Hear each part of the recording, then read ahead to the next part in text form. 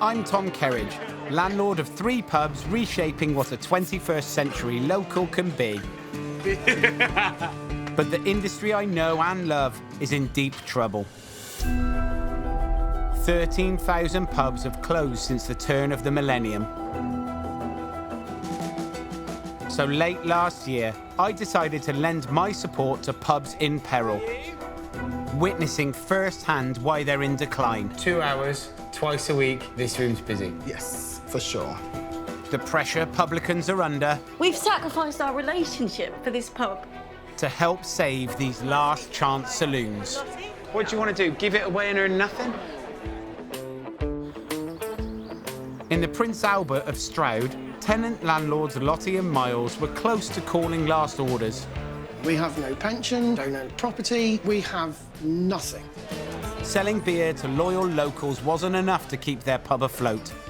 So I was trying to convince them to find new ways to make money.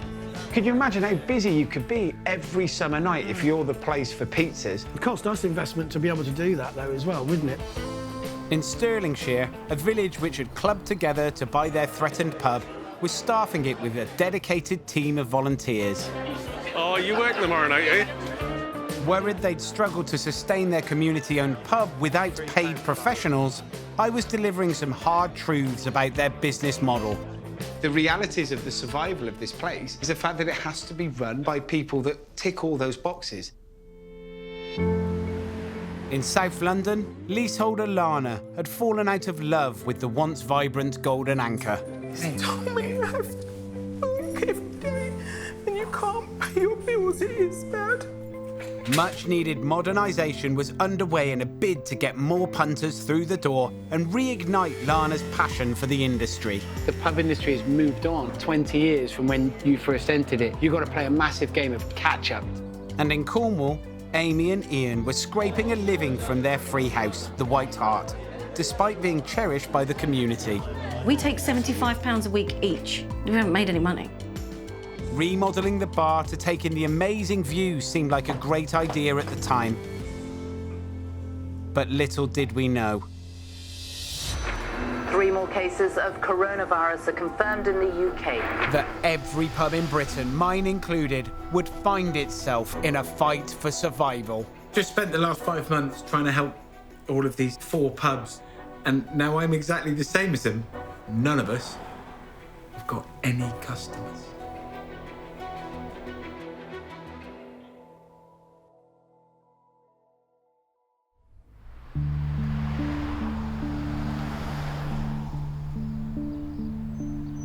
Now is the time for everyone to avoid pubs, clubs and other such social venues. The spread of coronavirus is having a shattering effect on our industry. The hospitality sector accounts for nearly 10% of UK employment. Thousands of businesses and millions of livelihoods are on the line. We've been told as a nation to not go out to pubs and clubs and bars and restaurants, but the pubs, clubs, bars and restaurants are still open. What's that supposed to mean? As somebody who's in the industry that owns pubs and restaurants, I don't know what message that is. I've tweeted, what the actual fuck are we supposed to do now, Boris Johnson? As an industry, you're telling people not to come and eat with us or come and drink with us, but you're telling us that we're still open.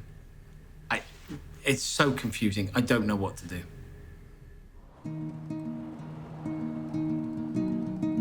Being forced to shut would at least allow us to try to claim on insurance. But until that happens, staying open is our only way of making any money. In the tiny Cornish village of Chilsworthy, the 300-year-old White Hart is painfully quiet. Yeah. We've got a jar there. You're not allowed to say the C word. It's for Cornwall Air Ambulance. One said it quite a lot then, they got a pound there. No, that was me. I put that in for Amy. As owners of a free house, Amy and Ian have been using savings and loans to transform their remote, locals-only boozer in an attempt to put it on the map. It's spent thousands. We'd never, ever, ever have done that. No. If we'd have known this was going to happen. No. It's out of our control, but just having to, even the thought of laying off staff who have got family. It's just I'm awful. gonna cry now. Stop. The only customers in the White Hart today are a few loyal village regulars. No, that's all right. No, you're okay. How things? Hound dog? But with the coronavirus headline news, alarm bells are ringing for former health worker Amy. So if you want takeouts of beer... But it's a social thing, isn't it? It is a social thing. This is the first time he's been out since we came out last week. As soon as they walked in, I thought, oh my God, I can't believe they've come out. I mean, yeah, he's massively at risk. He's been really, really poorly. He's elderly. And he still wants to come to the pub for a pint. And it's not just because he wants to come in for a beer. It's because they come in for a social experience. People say it's selfish for us to be open, but, you know, is it that selfish? It's a really, really difficult situation to be in. In the Trossachs National Park in Scotland, the community-owned Black Bull was banking on the tourist season to boost its coffers. That's our first guest. He's a bit large, but we managed to fit him in. Just. Volunteers have spent months working tirelessly to add accommodation to the pub's offering. But the new uncertainty is proving crippling for Janice and Ailey of the management committee. We'd hope once the rooms were up and running that would start bringing in more money. You feel as if you're in a wee bubble and just waiting on something to happen. Do we close? Have over 70s to self-isolate? It's just every day, you know, you're sitting in a wee bubble waiting on the next step. And who knows what that's going to bring tomorrow.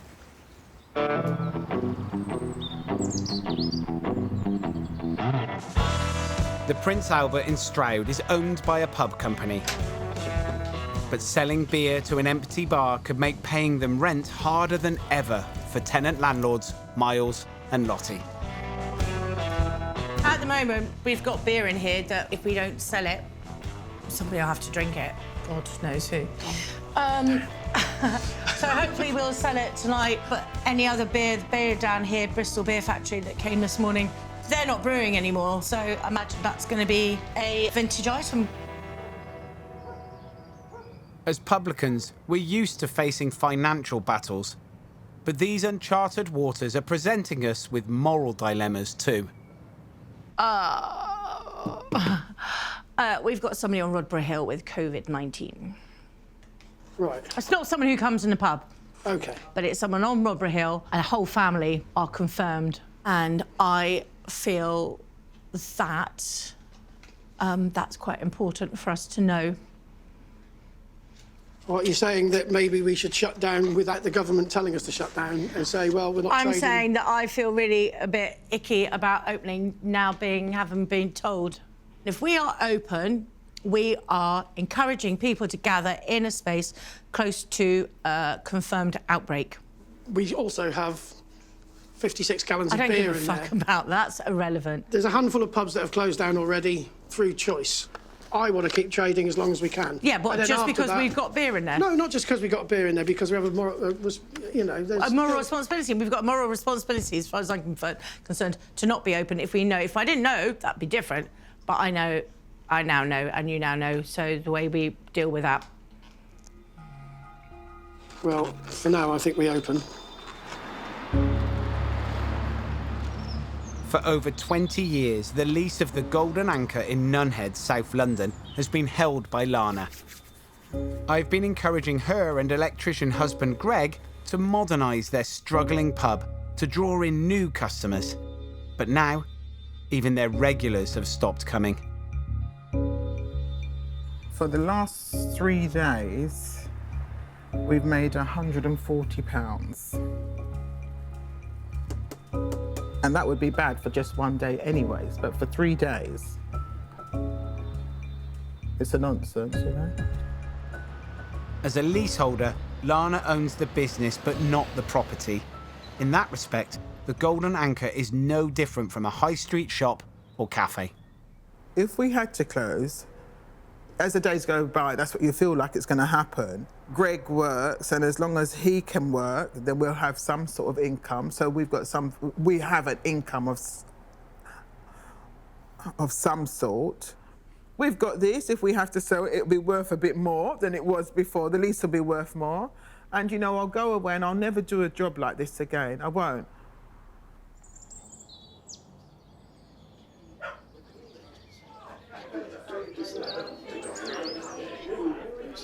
I just wish I'd get on with it. It's just blabbing. It's just saying the same crap. Stuck between our businesses collapsing and a public health crisis, all of us in the hospitality industry are waiting for concrete guidance from government. We are collectively telling cafes, pubs, bars and restaurants to close tonight and not to open tomorrow.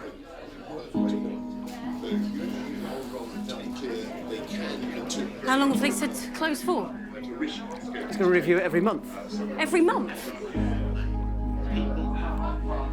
Cafes, clubs, theatres, leisure centres are closed.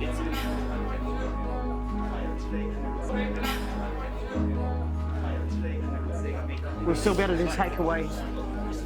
At last orders today, the pub, one of the UK's defining institutions, is being mothballed indefinitely.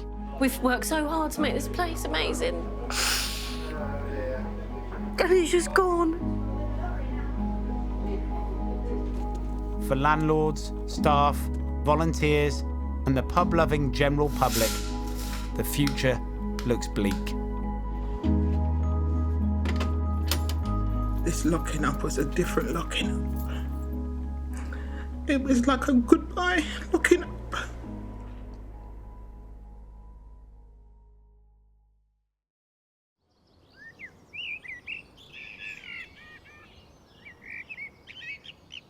The whole country is in lockdown.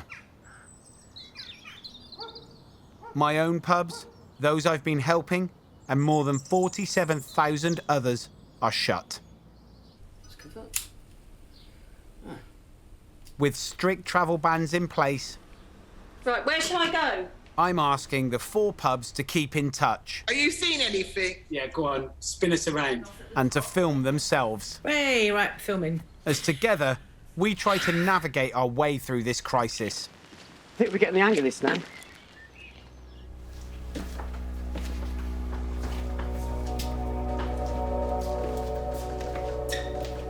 This is the Hand of Flowers.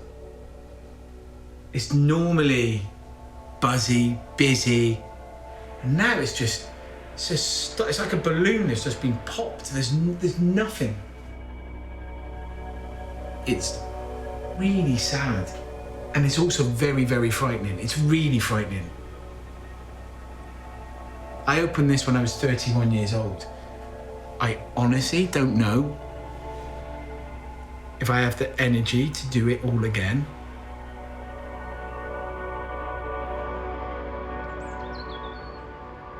This is my barricade. Just in case anyone did break in, it would make a noise. Look at our business. Just never imagined that it could affect us so quickly. Everything just seems so much more serious. Every day it seems much more serious. I don't know. I don't know how much more I can do. I don't even know how much more I really want to do. Many of us are having to schedule trips to check in on our dormant businesses. But not Miles and Lottie, who live in the Prince Albert with their family. I still say to Lottie upstairs, right, I'm off to the pub, and I come down and I get myself a pint. I'm just going to run out soon. And, yeah, there's no one here. I've got you to talk to. But, yeah, I'm still kind of in that routine of 4 or 5 o'clock, right, I'm going to go out for a couple of pints and still keep some form of normality. Just to stop worrying when the beer runs out. With no customers apart from me and Amy. Amy and Ian also live above their pub. And if anybody says that, that's great to be in a pub on lockdown, Believe me, it's not. It's the worst place that you could possibly be, because you've got no customers. In Scotland, Ailey's facing the opposite problem. Your fire's going nice. After volunteering almost full-time at the Black Bull since the locals came together to buy it over a year ago, she's now stuck at home. I've gone from busy life, doing cash and carry orders, working in the bar, doing restaurant duties, to all of a sudden nothing. It's a big change for me being back in the house, as the Black Bull kind of filled up a bit in my life that was maybe missing.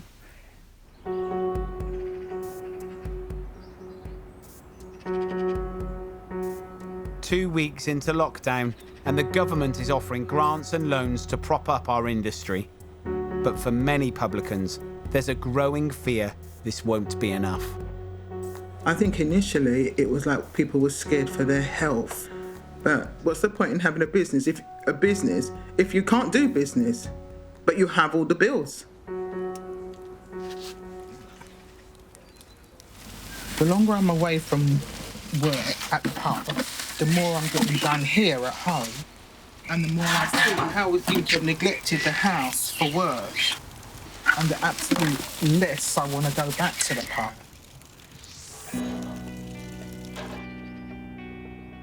In an industry already on its knees, I worry that thousands of publicans could throw in the towel for good. To get a grip on the true scale of the problem, I'm contacting the British Beer and Pub Association, who help lobby the government in support of British pubs. Hello there, Emma. Hi, Tom. How are you? Emma McClarkin is their chief executive. Look, the pub sector has been struggling for the last 20 years. But how many closures do you think will happen because of this crisis? I think if we are not open before the end of September, we could lose 40% of our businesses. Yeah, these are businesses that operate on very small margins, and the cash flow situation would have already taken some of those pubs. Unfortunately, they will have already closed, and they would have probably already closed for good. The reality is this is a challenge like we've never faced before for the sector, and how we come out the other side of this can be completely dependent on the level of support that we get from the government. Right now, you are in the process of talking to top and leading people within the pub industry, but also into the heart of government.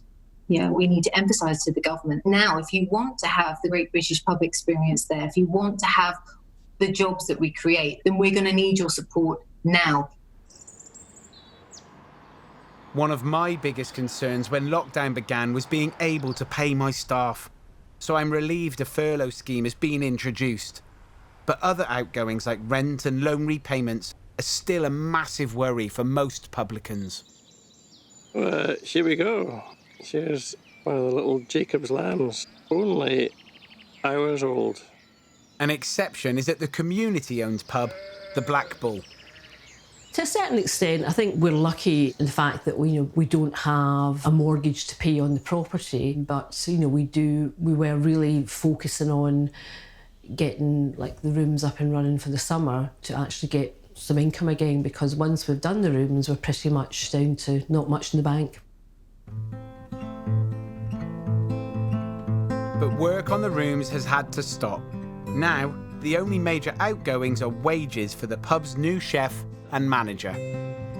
Hired just days before lockdown, they don't qualify for furlough. The Black Bull all shut up, but what is this on the door? How about that? A daily special at £5. Peter and the board have asked the chef and manager to start a takeaway service for the community, including discounted meals for those in need. I think that's the advantage. We don't have debt to pay back on. We really just need to break even. Because who knows how bad it's going to be over the next 2, 3, 4 weeks, but at least we know we can get food out and care for people, whether that is just a good bowl of soup or whether it's something a lot more exotic. Fancy bowl of soup, we'll see. Sandy, have you used the carry-out service? We have, yes. Susan and I have been dining almost exclusively from the Blackpool carry-out service. It's been fantastic. So you're glad the village owns the pub, and now you can have your carry-out meals? You have your cake and eat it. Cake and yes, eat it. absolutely.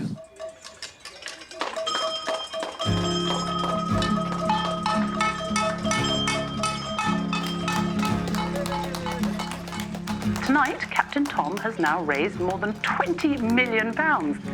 The money is for NHS charities together. Across the country, a growing number of pubs are doing everything they can to help out during this pandemic.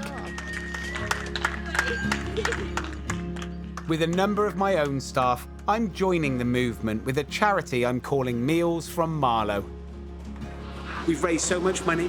It's been like absolutely fantastic. The amount of money that's come and been donated is just stunning. Here, my furloughed employees are volunteering to make over 1,000 meals a day for NHS staff, key workers and vulnerable people, using food donated by many of my normal suppliers. It's things like this that I can't get my head around. A lot of these chefs work in 1 or 2 Michelin-star environments. George, have you ever worked anywhere like this or done anything like this before in your life? No, Chef, not in these quantities either. But how does it make you feel doing something like this? Very good knowing that you're doing something good for people who need it, Chef. Our skill set, we're not doctors or nurses, but we can cook. So if we can cook great food and make sure that people are getting, something warm, something hearty, something healthy, and keeps them going on the front line, it's something that I'm so pleased. Honestly, it's enough to make me cry. Amy and Ian are also doing takeaway meals, but the real benefit for their locals has come from the pub shop that they opened less than a year ago. So we've sort of cleared a lot of the shop. We went and brought some more stock, like coffee, biscuits. We've got kitchen roll down there. That's not in the supermarkets. You know, we've got tin tomatoes. You can't get tin tomatoes in the shops around here at the moment. I mean, we're not making much money from it, but it's doing something for people in the community, which is a necessity at the minute. My role has definitely changed since all this happened. I've changed from just a landlady to, giving people these essential items that they need to survive. Now, on top of everything else, Amy's considering answering the call for former health workers to join the NHS. But with Ian still working as a gas engineer to help pay their debts, there'd be no one to make the meals or run the shop. There's a role on the wards in Cornwall community hospitals because so many people are going sick because of obviously the virus. Don't you think doing meals for the local community is better? So if you've got a local... Oh, so you want me to stand here? No, I don't. When I could be in a hospital, helping thousands and thousands and thousands of people. I can see your point, but I'd rather do this now because it's not only helping the bigger of the country, but it's also putting money in the bank. I agree with that. Yeah. Deciding to completely shut the last community space in the village is proving a tough decision. Amy and Ian, how are you? So the couple have asked for my advice. Considering the circumstances? Well, this really does sum up the massive dilemma that so many are under. Ian, you need to go and earn money because you run your own business. And Amy? Volunteering to go to the NHS, that shows what a very special person you are.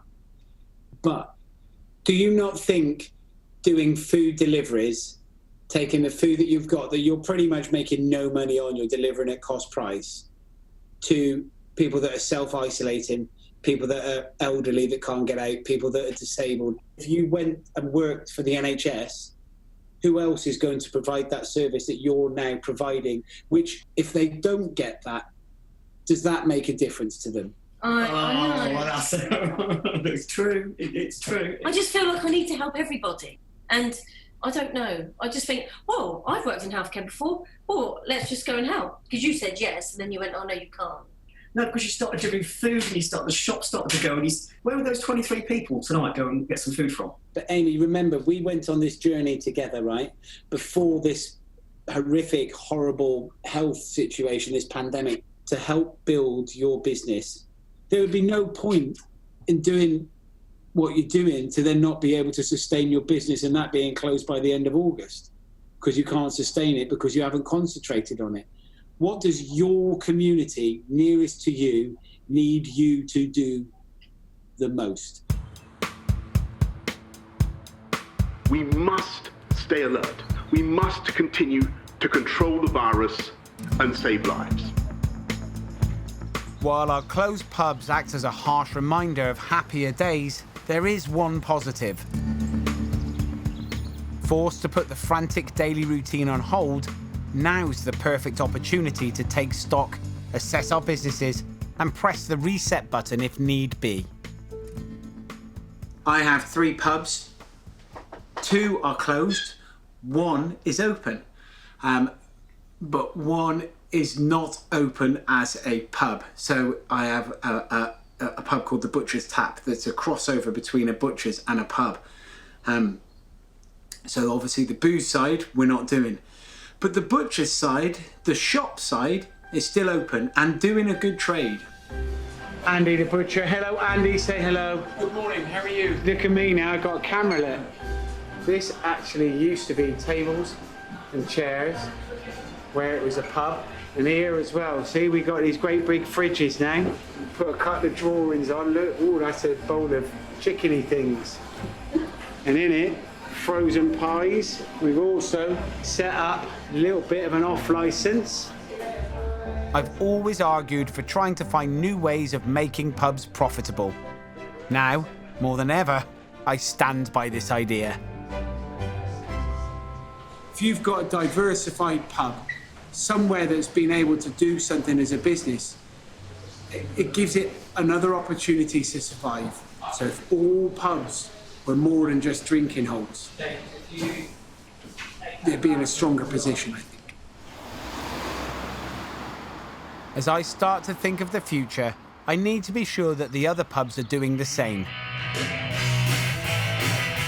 For nearly 20 years, the mainstay of the Prince Albert has been its regular gig nights.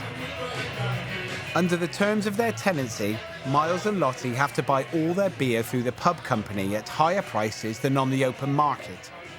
So cramming in the punters seemed the only way to pay the bills. But being able to stage live music again is a distant prospect.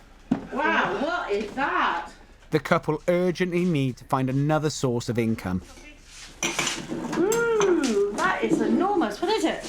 Let me show you. It's not flowers. No, it's not flowers. Oh, not flowers. Is that a puppy? Oh, it's not a puppy. It's not a puppy. It's not a puppy. Wow. It's a double pizza oven. Wow, look at that. And what we're going to do this afternoon is trial some pizzas. We're going to make some pizzas. It's come with a fridge and a freezer as well. We've got ingredients, have we? All the ingredients, the pizza bases, the sauces, the toppings. We're going to try it out and we're going to make you all some pizzas this afternoon. Gluten-free? There are gluten-free options as well. Wicked. Before lockdown, I encouraged Miles and Lottie to talk to their pub company, Punch, about selling pizzas to boost the meagre profits they made on beer. I got a margarita here, and this one is called the Spaniard. So it's got a different sort of cheese on. In their hour of need, Punch has sent them everything required to trial a takeaway service whilst the pub is shut. We did a sample run to test the product and we thought it was pretty good. So people are sending in orders to us on Facebook and I write them down here. So here we go. So we've got a Mackie for Friday nights. Pub companies own 14,000 of the UK's pubs. Often viewed by tenants as the enemy, their business model depends on landlords making enough to pay the rent. I've convinced Miles and Lottie the current situation makes it an ideal time to draft a new business plan and seek improved terms under their tenancy agreement. Oh, that's good there. Good to see you. The upside of COVID-19 is that I think you are in a stronger negotiating position than we were pre-COVID-19. So you're asking me, and what you're asking for is a lot. And I know you laughed there, Lottie, right? There is nothing wrong with asking for it. I thought we were going to get negotiated down. But also, no, so if I ask for a great deal, then there's room for manoeuvre there, isn't there? But it's not just that, it's honest. You know, if we got all of that, then fantastic. It's not, we haven't put things in going, we don't really want them. We do actually want all of that. So we're saying what we want, and then for the pubco to say what they want too. All right. So your request to Punch to remain on a 3-year rolling tenancy, okay? Request that the restrictions that apply to the current tyre are amended, and request a free of tyre arrangement for 5 car scales. Who's laughing? I was going to say all of them, but and all ciders, right? Yeah. Ask. Any kitchen equipment to be provided.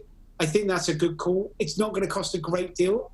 I think they'll be supportive of that. And I tell you why, you're not getting somebody else in to do it. You're going to go, listen, if I've got to work 100 hours a week to make this work, I am going to do it. That will make them go, okay, they're not just investing in a building that you're going to get somebody, they're investing in you too, who are so valuable. They are seeing the individual and they're going to invest that money in you. And that's really important. And right now, good operators, people that care, love, and really want to be in this industry, in this business, are the most valuable people around.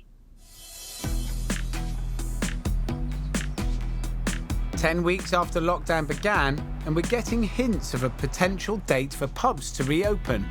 Is there a company? What sort of cost it going to be to get? I don't know. And I'm not alone in gearing up for what might come. Probably a lot of pubs throughout the UK are looking like this at the minute, with people doing building work and painting and decorating. Right, so where do they start? Normally, they go like... Because I could do that, couldn't I? Amy decided not to join the NHS, concentrating instead on the pub shop and takeaway service. Hi Mark, how you doing? They've given the White Hart a life unimaginable at the beginning of lockdown. There's people coming in, they're using us when they never even used us before. She's now hiring staff to come back to the pub. We had a good chat with Emily yesterday. The shop needs more input, it needs more upselling. We've got Kieran in the kitchen, we're going to offer him an apprenticeship. And that's crazy, we're closed and we're offering the chef an apprenticeship.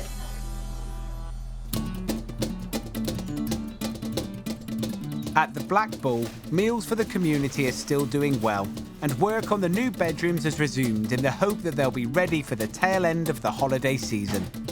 It is great being back. All the work's going ahead, getting bedrooms all sorted. Had lots of volunteers for that, so that's good. The board have all been working really hard, to try and keep everything going, which I think is remarkable.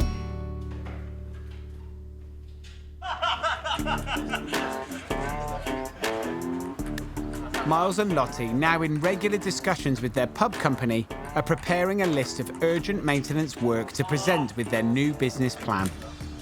We've got the wooden windows that need replacing, we've got the wooden frame outside, we've got the floor downstairs in the pub.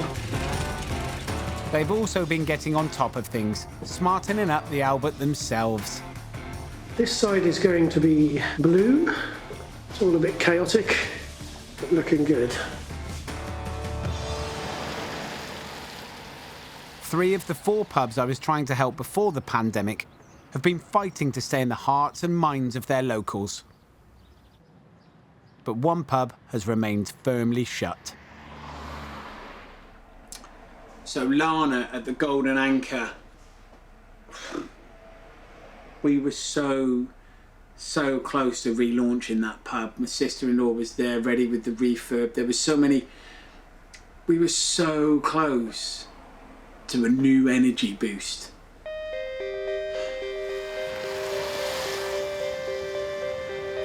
When I first went to the Golden Anchor, it was tired looking and reliant on a dwindling number of regulars.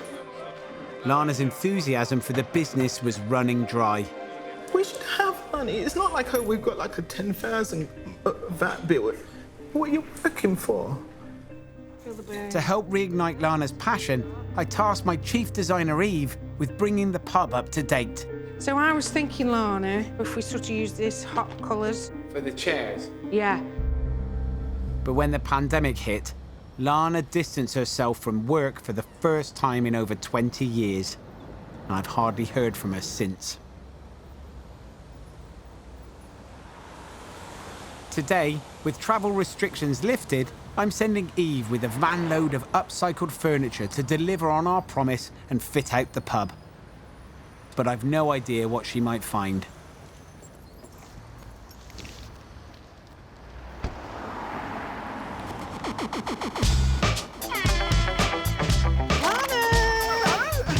Wow. Oh, man, that's great. What do you think of it? Beautiful. Love it. It's a massive relief.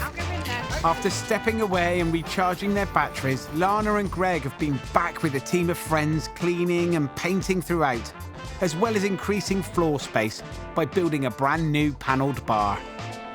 Absolutely love it. It's fabulous. It's given a lot more space, more life. The whole place has got a lovely, lovely ambience now. Hey, Andy. Hey, Dan. You all right? How are you? How are you? All right. In March, I just was full of despair. I wanted to keep trying to make the pub work, but I was tired and I'd had enough. Now, I just love the way the pub looks and what we've been doing. I'm really grateful for the people that have helped Greg as well, because they want the pub to be open and they want to come to the pub. And I didn't realise that either. I don't think I really appreciated how many people want to be here. I didn't see those. Oh my gosh. Well, I want to open up now. Yeah, man. And I want to spread it as well. Both bars have got to get some of this. Eve's designed vision and Lana's newfound enthusiasm will give this place a better chance than ever to relaunch when we're finally allowed to reopen. We've now got to a point where everything has come in. How are you ready with the new journey of the Golden Anchor? Being in lockdown for so long has made me, for sure, appreciate the need for the pub. Like during lockdown, we might go to a garden centre or a DIY shop, and I've met customers, and they're saying, "Oh, do you know when you're going to open back up?" And "Oh, I miss this. You know, I might miss the soup, or I miss my jerk," and things like that. And it's like they can do all those things at home, but it's not the same. And we're providing a vital service. The pubs do. Yeah. They actually do, and I realise that now. I just feel like, yeah, I'm ready to go. I want to do it. Yeah. I want to do it again.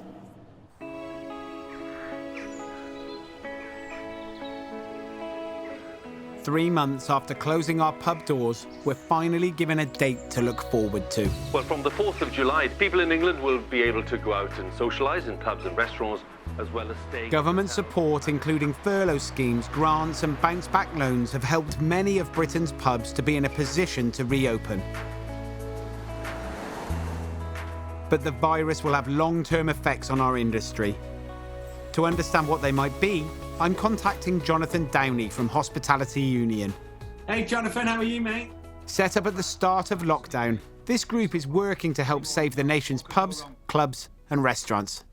What do you see the future looking like? I mean, I'm talking like it's positivity here, but you're still talking about there's going to still be a lot of closures and a lot of places that aren't going to survive. But for everybody else that we're managing to have a go at restarting, how does it look? Well, there'll be fewer choices for consumers, so maybe that helps the ones that have survived.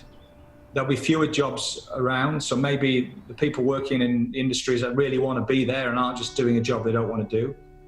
There will have had to have been some kind of new arrangement on rents, because we can't be paying the rents we've been paying the last few years. There will have had to have been some help from government with a VAT reduction. Do you think that's something that may well happen? Yeah, I think this is the best chance we've had in the last 10 years to level the playing field between pubs and restaurants and like the supermarkets sector selling VAT-free. We've had some great help from government. We need to see that continue. We need to adapt and adjust to the new future that's coming.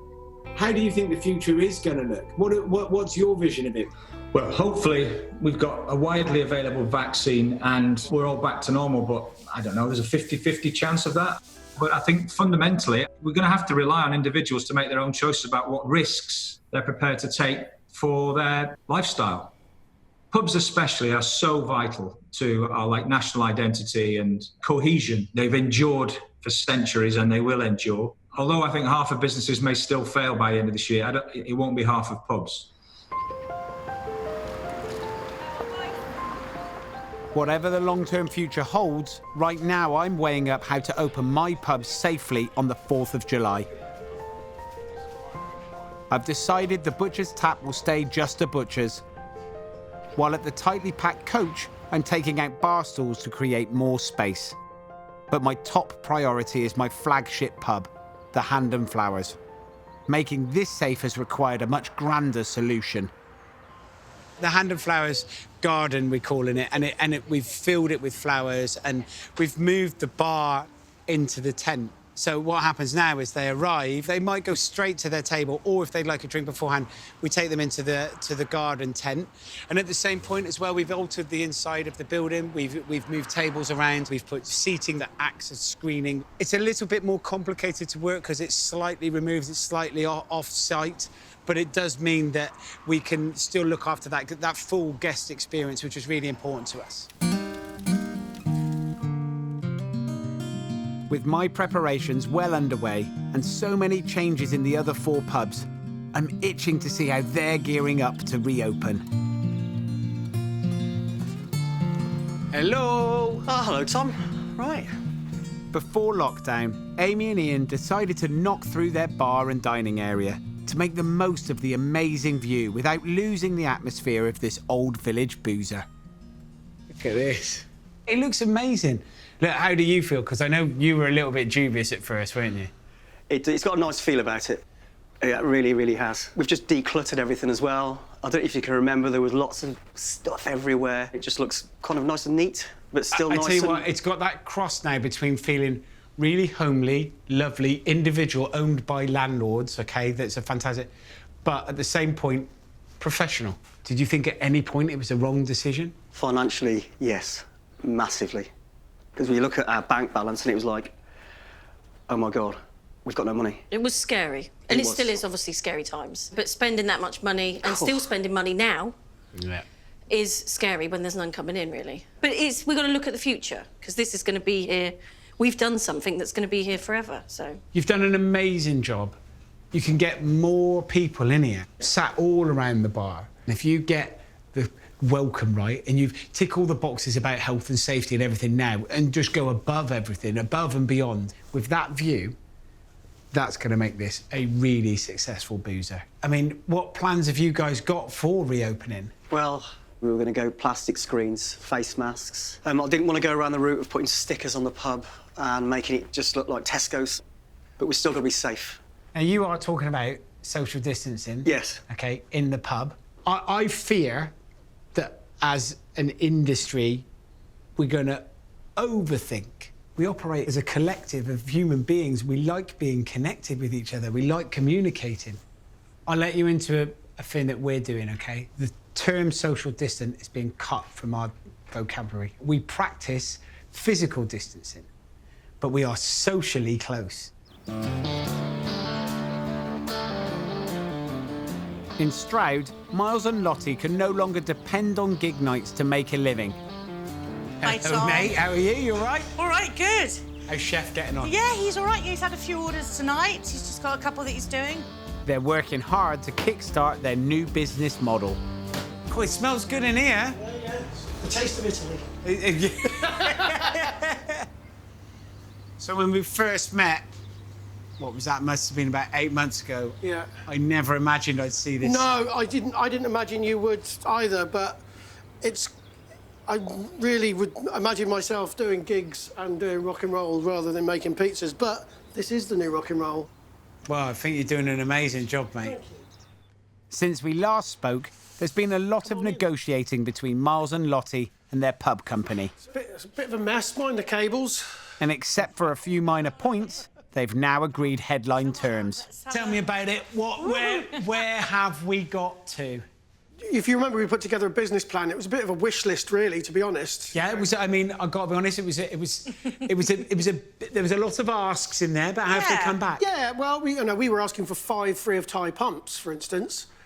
They've agreed to 2. Okay. We were looking at 3 free of tie beer festivals every year. Again, knocked back to 2. Also, the beer free of tie ones. We've extended from a 30-mile radius to a 50-mile radius. Well, that sounds fantastic about the beers. I mean, it really does sound like they're putting their arms around you a little bit and being supportive and have listened, which is great. Yeah. Anything else? They have offered to do the kitchen, which is something that we wanted. Proper floor, tiled, hot water. And maybe getting something better on the pizza oven side, you know, because we've got that little one we started off with during lockdown where we started doing a few pizzas. Now, something a little bit more professional, maybe. I mean, that's brilliant, like, pub company investment. Yeah. And it's because they just don't throw that at every pub. No. They throw that because they've got to know you. They go, do you know what? These guys are good. They're investable in. We believe in them. They will do a really good job at having a go at getting return on investment. And now you've also got a route in and a conversation with the pub company. And that is the way forward. That will help you grow as a business.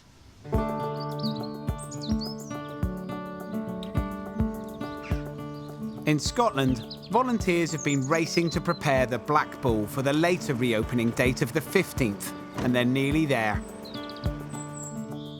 What had been a tired building housing a worn-out bar and restaurant downstairs and 6 unused rooms upstairs has been transformed.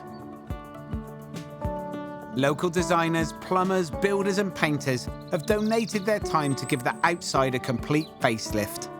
I've not been able to do this before. Install wheelchair access to an opened-up bar. It's absolutely extraordinary.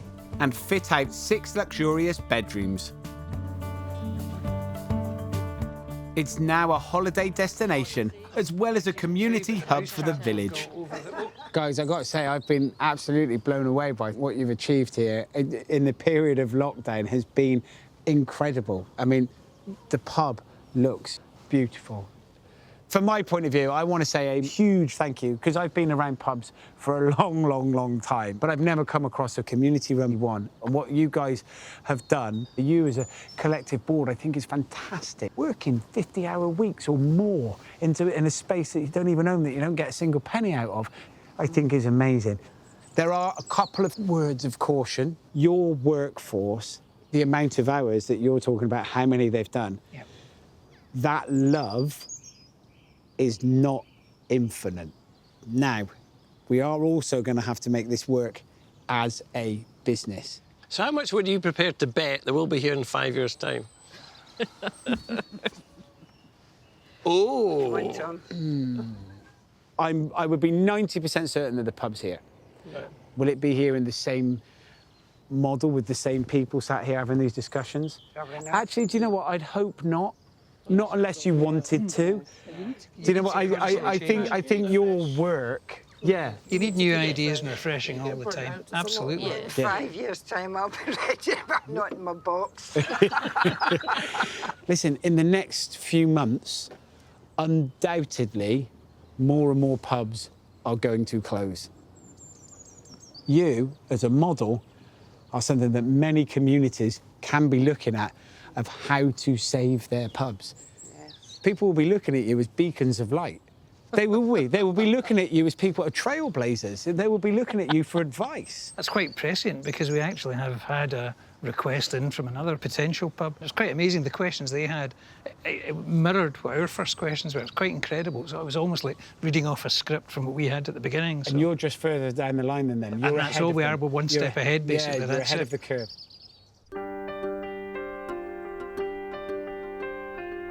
People in England can visit a pub or a restaurant again after a major relaxation of coronavirus lockdown restrictions. It's a landmark date for our industry. How are we doing, chaps? We all right? After 106 days closed, we can finally welcome back the public and try to breathe life into our precious pubs. No worries, nice to see you. Despite new guidelines for social distancing, sanitising and track and trace, the Hand of Flowers has got bookings, so I'm not too worried about my first few days. But most landlords don't have this luxury and don't yet know whether they'll have any customers. And are there ashtrays down the bottom and outside? They're not. 2 downstairs. Most of them are outside. All the lights are on that need to be on. I'll put the Jack Daniels light on. And I can't find cocktail sticks. Right, beer towels. We having beer towels? No. Yes, no? Oh, well, I've got too many stools. Look at all these. These are all surplus to requirement. I've got half the amount of people in here. I've got nowhere to put them. It's 15 minutes for opening. The rules are just there before they come in. You walk into this way. We've got sanitizer by the gents, so please sanitise before and after. OK, it's just we're quite full for tonight as it's opening night. Thank you. We'll see you later. We've gone down the route of the table reservations because we feel we owe it to our customers to be able to definitely get a table when they come up here. If we just had people queuing up outside, it not only cause a bit of a crowd, and people need to know they can get in. Good afternoon, Prince Albert. It's funny, isn't it? I've spent the last 15 years opening a pub every day. Yeah. Except today seems more special and more kind of... Ah! You're excited because you're going to open, but it's the unknown. No one knows what's going to happen. And that's why half the pubs aren't opening. Because they just don't know what's going to happen and they're going to wait to see how other people get on, aren't they? So we're basically the guinea pigs then? Oh, yeah, we are. 4 minutes, Lottie. Right, I've got to do something here.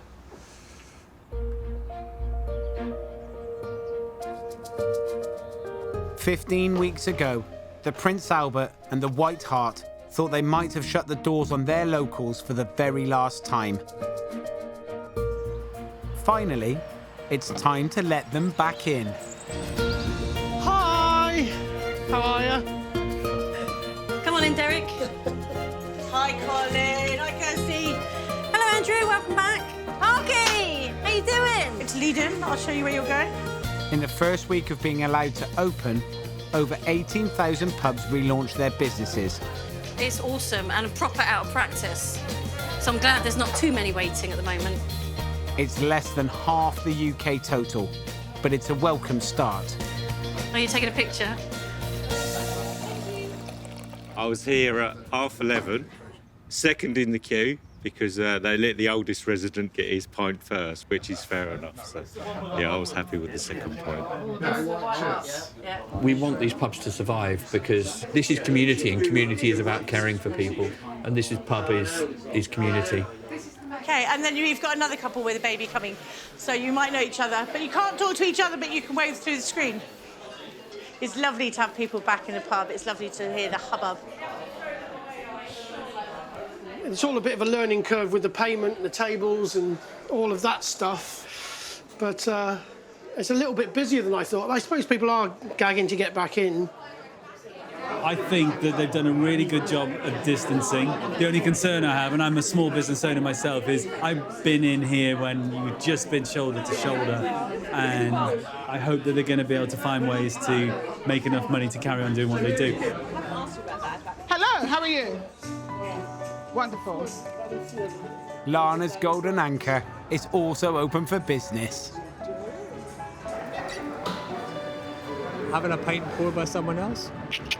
Yeah, it's the first pub we've been back to since lockdown, and it looks brilliant. Yeah, the new refurb looks great. I'm happy. I'm happy to see the customers, and I go and speak to them and talk with them and sit with them and complete the form that, you know, that they'd have to complete to just like be here. And it's like, I'm talking to people. I wasn't doing that. I hadn't done that for like 20 odd years. And when people come in, when customers come in and say, oh, how nice it is, and the old customers have a peep, and it's just beautiful. 11 days later, and Scottish pubs are also allowed to reopen.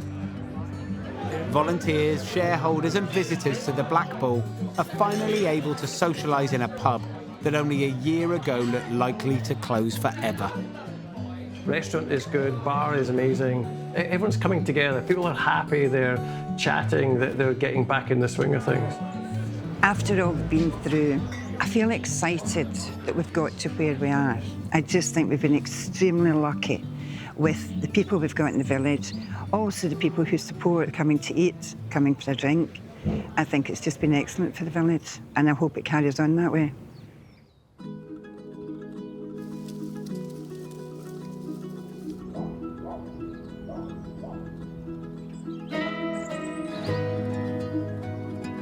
A month since we were allowed to reopen, and I'm heading to Lana's Golden Anchor for what's traditionally one of her busiest days. Hello. Hey, Steve, I'm good. Jamaican Independence Day. This is the pub I thought would be the least likely to make it through lockdown.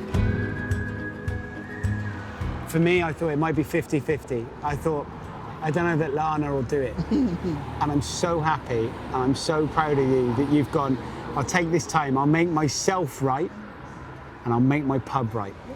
You're happy with the end results? You're happy with the way that the pub looks? More than happy. I can't express how pleased I am. Have you fallen back in love with the building? Falling in love with the building, life, energy, focus. I'm happy. It's fantastic. You're laughing. I am. I'm delighted to be here. I can do it. I couldn't have said that a few months ago.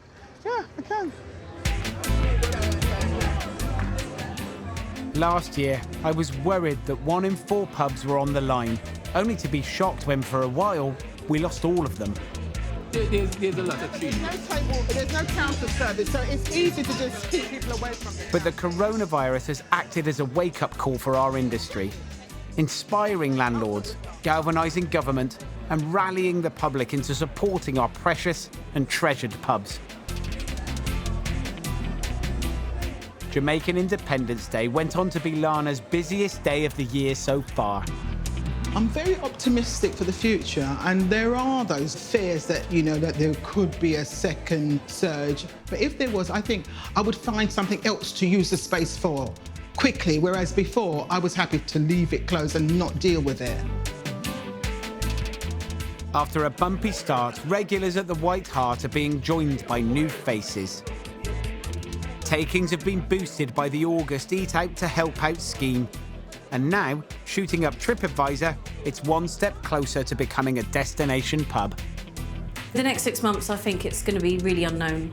But I know COVID's awful and lockdown was awful, but we are a bigger and better, stronger business for it. At the Prince Albert, Miles and Lottie sold close to 1,000 pizzas in August. And concessions on their beer tie are now enshrined in an improved tenancy agreement. Done. Brilliant. Yes. Yes. It's great to open up those lines of conversation, and I would encourage other landlords and landladies to do so. And yeah, we've got to move forward for the future. We've got to diversify, and we've got to change, and everyone's got to change the way things are. Enjoying a record number of staycationers, the Black Bull has also seen a surge in sales.